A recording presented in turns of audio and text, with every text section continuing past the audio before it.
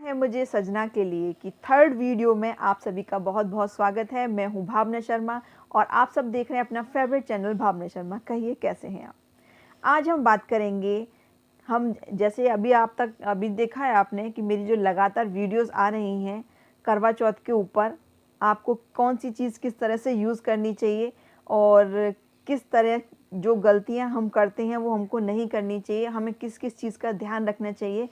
तो उसी श्रृंखला में मैं आगे और बढ़ रही हूँ। और उससे पहले अगर अभी तक आपने मेरे चैनल को सब्सक्राइब नहीं किया तो फटाफट सब्सक्राइब कर लीजिए, बेल आइकन दबा दीजिए, लाइक कर लीजिए अगर आपको पसंद आती है और फैमिली फ्रेंड में शेयर भी करिए। चलिए शुरू करते हैं आज की वीडियो। आज की वीडियो हम बताएंगे कि जो सिंदूर हम यूज़ करते हैं वो कहाँ से आया, क्या उसका महत्व है और उसको किस तरह से यूज़ करना चाहिए, क्या गलतियाँ हम करते हैं जो हमें नहीं करनी चाहिए। चलिए, तो सबसे पहले मैं बात करूंगी कि सिंदूर का जो महत्व है वो इतना क्यों है। जैसे कि आप सभी जानते हैं, सुहागिन स्त्री का जो एक प्रतीक माना जाता है और एक डायलॉग भी बहुत फेमस है, तुम क्या जानो एक चुटकी सिंदूर की कीमत।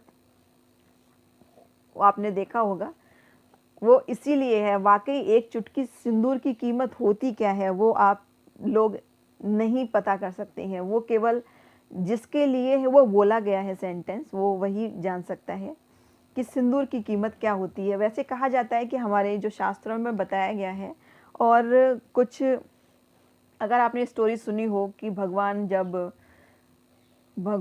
राम की जो पत्नी थी माता सीता, जब वो सिंदूर से अपनी मांग भर रही थी, तभी उसी समय जो हनुमान जी थे वहाँ आते हैं और पूछते हैं, माता आप ये क्या कर रही हो। तो वो बताती हैं कि मैं प्रभु श्री राम की आयु की वृद्धि के लिए अपनी मांग में सिंदूर भर रही हूँ। जब वो देखते हैं कि इसको लगाने से प्रभु की आयु बढ़ जाएगी, तो जब सीता माता वहाँ से अपना कार्य पूर्ण करके गई तो उन्होंने कहा कि मैं अपनी पूरी बॉडी पे लगा लेता हूँ, पूरे शरीर पे लगा लेता हूँ, तो मेरे प्रभु की जो आयु है वो बहुत ही दीर्घ हो जाएगी।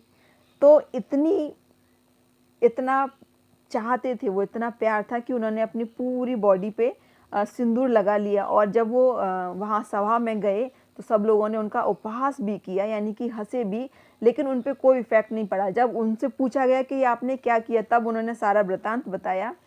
इस पर जो प्रभु श्री राम थे उन्होंने उसको गले से लगा लिया। और आज भी आपने देखा होगा कि सिंदूर हनुमान जी को चढ़ाया जाता है, उनको पूरा सिंदूर से ढक दिया जाता है। तो सिंदूर की इतनी महत्वता है। सिंदूर का प्रयोग जो मोस्टली किया जाता है, जो यहाँ पर बताया जाता है कि ब्रह्मगंती होती है, उसको ढकने के लिए, उसको सेव करने के लिए सिंदूर का प्रयोग बताया गया है। और एक बात और है, जो सिंदूर होता है उसमें एक धातु मिलाई जाती है जिसका नाम होता है पारा, जो कि बहुत ही गर्म होता है। और जब सिंदूर हम भरते हैं वो किससे भरते हैं, हम चांदी की कोई पहले तो कील आती थी, अब तो लिक्विड सिंदूर भी आने लगा है, जो वैसे नहीं भरना चाहिए, लेकिन अब बाहर जाना होता है लेडीज़ों को, काम काज इतने ज़्यादा बढ़ गए हैं तो वो लिक्विड सिंदूर का भी यूज़ करती हैं। लेकिन जो खास तीज त्यौहार होते हैं, मैं कहना चाहूँगी कि उस पर आपको लिक्विड सिंदूर की जगह आप जो ड्राई सिंदूर आता है वो आप यूज़ करें, कभी कभार के लिए यूज़ करें, अच्छा रहता है। महत्वता सिंदूर की जो है वो ड्राई सिंदूर की है। तो जब भी हमको सिंदूर लगाना चाहिए तो हमको किस तरह से लगाना चाहिए। जब भी सिंदूर लगाएं, आपकी जो अनामिका है, जो कि रिंग फिंगर बोली जाती है, ये वाली उंगली, इससे लगाना चाहिए हमेशा, क्योंकि इसका जो संबंध है वो डायरेक्ट दिल से होता है, यानी कि हृदय से होता है। इसलिए हमको सिंदूर कभी भी जब भी हम यूज़ करें, हमको अनामिका उंगली को से ही यूज़ करना चाहिए। वैसे जितने भी शुभ कार्य होते हैं, जब हम किसी को टीका भी लगाते हैं तो भी हमको इन्हीं का यूज़ करना होता है, क्योंकि ये सब चीज़ें, ये जो उंगली का जो कनेक्शन है, जो उसकी नाड़ियाँ हैं, वो डायरेक्ट हमारे हृदय से जुड़ी रहती हैं, जिससे हमारे परिवार में हमारे जो रिश्ते हैं उनमें मधुरता आती है। जो कनेक्शन है वो हृदय से कनेक्शन होता है, इसलिए हमको हमेशा इस उंगली का यूज़ करना चाहिए। अब बात आती है कि हमेशा हमको जब भी सिंदूर लगाते हैं, हमको सिंदूर हमेशा बैठ के लगाना चाहिए। और सिंदूर को भरते समय अगर आप मंत्र जानते हैं तो मंत्र बोलिए, जैसे है, सर्वमंगल मांगल्ये शिवे सर्वार्थ साधके शरण शंभ के गौरी नारायणी नमोस्तुते। ये अगर बोलती हैं तो बहुत अच्छी बात है, अगर नहीं आता है ओम नारायण नमः का बोलते हुए, या आप किसी भी भगवान का आप नाम लेते हो जिसको आप मानते हो, वो बोलते हुए आपको सिंदूर भरना चाहिए। मेन चीज़ ये है कि ये इतना शुद्ध पवित्र होता है कि आपके मन में जो अगर कोई गलत विचार आ रहा है वो चीज़ ना आए, इसलिए हमको इनका उच्चारण करना चाहिए। आप कोई भी उच्चारण जो सही आपको लगता है, जो आप बोल पाएँ, वो आपको बोलना चाहिए।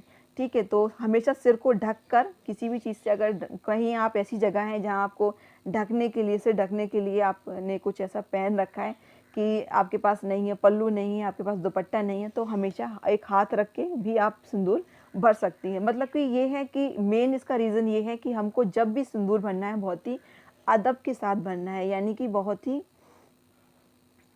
सही, उसको हमको बहुत ही आदर के साथ भरना है। तो ये चीज़ें हमको करनी चाहिए।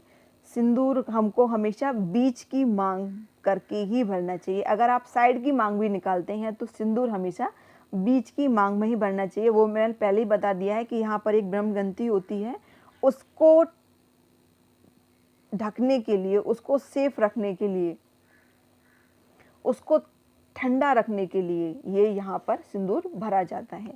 तो आपको पता चल गया कि सिंदूर को हमें भरते समय हमें किन किन चीज़ों का ध्यान रखना चाहिए। और सिंदूर को कभी भी, वैसे तो जो आप जिसमें भी आपकी जो डिबिया है या फिर आप लिक्विड सिंदूर यूज़ करें, वो कभी चटकी हुई ना हो, ये हमेशा याद रखिएगा, क्योंकि रिश्तों में भी दरार आना शुरू हो जाता है। अपनी जो यूज़ करते हैं सिंदूर वो कभी किसी और के साथ शेयर मत करना, जो मैं पहले ही बता चुकी हूँ। अगर अभी तक आपने मेरी जो पुरानी वीडियो हैं करवा चौथ से रिलेटेड, सजना है मुझे सजना के लिए, ये आपकी लगातार मेरी वीडियोस डेली आ रही हैं, पार्ट 1 2 3 4 5, तो आप देखते रहिएगा और अपनी फैमिली और फ्रेंड के साथ शेयर भी करते रहिएगा। तो इन चीज़ों का हमें यूज़ करना चाहिए। मैं फिर मिलूँगी नेक्स्ट वीडियो में, तब तक के लिए नमस्कार।